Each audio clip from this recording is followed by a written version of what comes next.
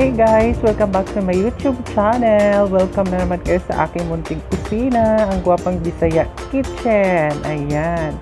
So for today's vlog, for today's recipe, i-share ko sa inyo kung paano ako magluluto ng sinabawang gulay na may halong karne. Ayan. So bago ang lahat, kung ikaw ay bago sa aking channel, huwag kalimutang mag-like, share, and subscribe. Pag-tap ng notification bell button para updated ka lagi sa aking channel. Okay guys, so narito ang ating ingredients. Okay, so ang ating pork o baboy, chinap ko na siya guys. Ayan. Gagamit din tayo ng bawang, siling haba, onions, ang ating gabi, sitaw, ang ating fresh na pichay. Ayan, so of course, ang ating pampalasa, seasoning. Gagamit din tayo ng salt. Ayan. And mantika. Okay guys, so just keep on watching. And sana magustuhan nyo itong recipe na to guys. Okay, let's start cooking. Okay guys, so ang una natin gagawin, syempre painitin ang kawali, at kapag mainit na yung kawali, lagyan natin ng konting mantika.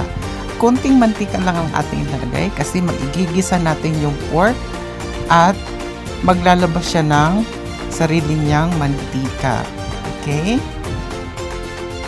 So kapag mainit na ang ating mantika guys, igigisa na natin ang ating onions. Ayan.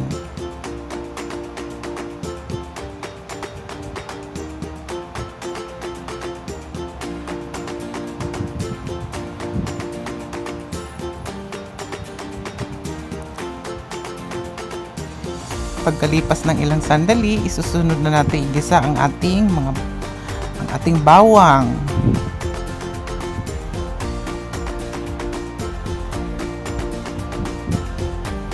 Ayan. So hayaan lang natin siyang maluto guys at maging golden brown. Ayan, so kapag luto na yung ating bawang sibuyas, isusunod na natin igisa ang ating karning baboy. Ayan. So, paghalu-haluin lang natin to guys. And then, isi-simmer lang po natin ng ilang minuto hanggang sa mag-golden brown yung ating karne na baboy at lumabas yung sarili niyang mantika. Ayan. Mas masarap kasi yun guys, no? Pagka igisa mo ng matagal yung karning baboy, lumalabas yung sarili niyang katas, yung mantika. Ayan. So, after a while, ito na yun guys. No? Yan ang hinahanap ko na texture ng karni ng baboy. Ayan.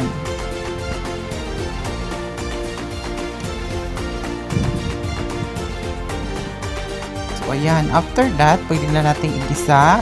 Ilagay ang ating gabi. Ayan. So, yung gabi guys, siya yung nagpapalapot ng sabaw ng ating gulay.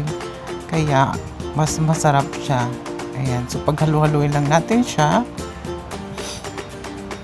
And then, maglagay na tayo ng pinch of salt. Ayan. Maglalagay tayo ng konting asin.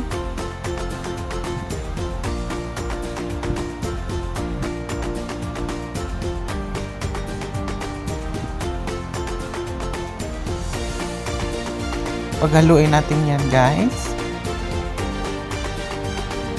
So after natin maghalo, ayan, so pwede na siyang lagyan natin ng sabaw. So yung sabaw guys, depende yan sa inyo ha. Ang akin kasi gusto ko apaw mismo siya sa ulam or ng ating nilutong karni at yung gabi. Ayan. Paghaluin. Tapos, ilalagay na natin yung ating siling haba. So, optional po ito guys ha. Ang paglalagay nito guys ay optional. Ako kasi guys, usually kung napapansin nyo, mahilig ako sa medyo maanghang na ulam. Kaya naglalagay talaga ako ng siling haba guys. Ayan. And maglalagay ako ng seasonings. Magic sarap. Oh, magic sarap, baka naman ha. Ayan, so paghaluin natin. So, isisimmer lang natin to guys, no, hanggang maluto yung ating gabi at ang ating karne. Ayan. Okay guys, so after ilang minuto na pagsisimmer, ito na. Luto na ang ating gabi guys. So, ang ginagawa ko, pinipigsa ko siya. Ayan. Para lumapot yung ating sabaw. Ayan. So, siya yung nagpapalapot ng ating sabaw guys. Kaya pinipigsa ko yung ating gabi. Lumalabas yung sarili niyang katas, which is napakasarap talaga. Ayan. So, paghalo-haloin lang natin guys. Ayan. So, lumalapot na yung sabaw guys dahil talaga sa gabi. So, malaking tulong yung gabi guys. And, pwede na rin natin ilagay yung ating, ayan, sitaw. Ayan. Diba?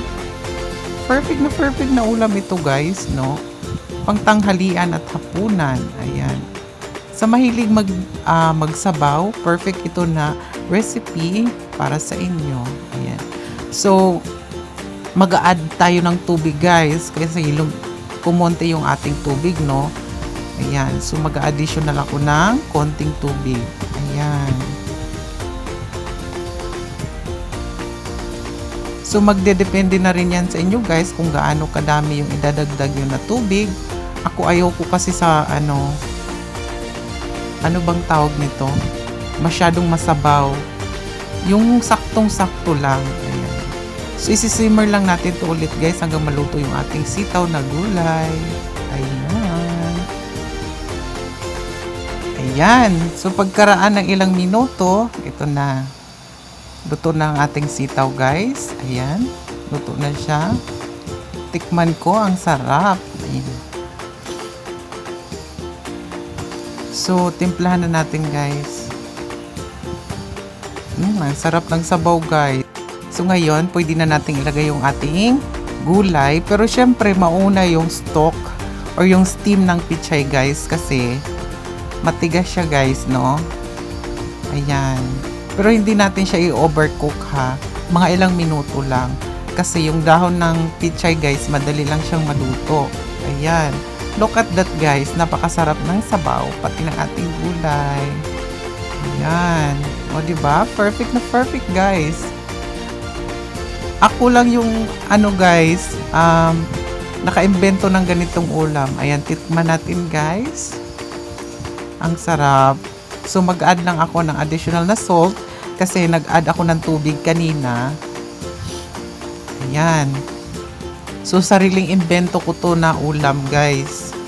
Na-discover ko to siya. Ang napakasarap kasi nung time na yon gusto kong magulay na may sabaw na kakaiba. So, ito yung na-invento ko, guys. And then, it turns out perfectly. Napakasarap. Promise. You should try this one. Okay, simmer natin, guys. Hanggang sa maluto yung ating gulay. Okay guys, so after a minute, ito na, luto na yung ating stock ng pichay. Sarap. Oh.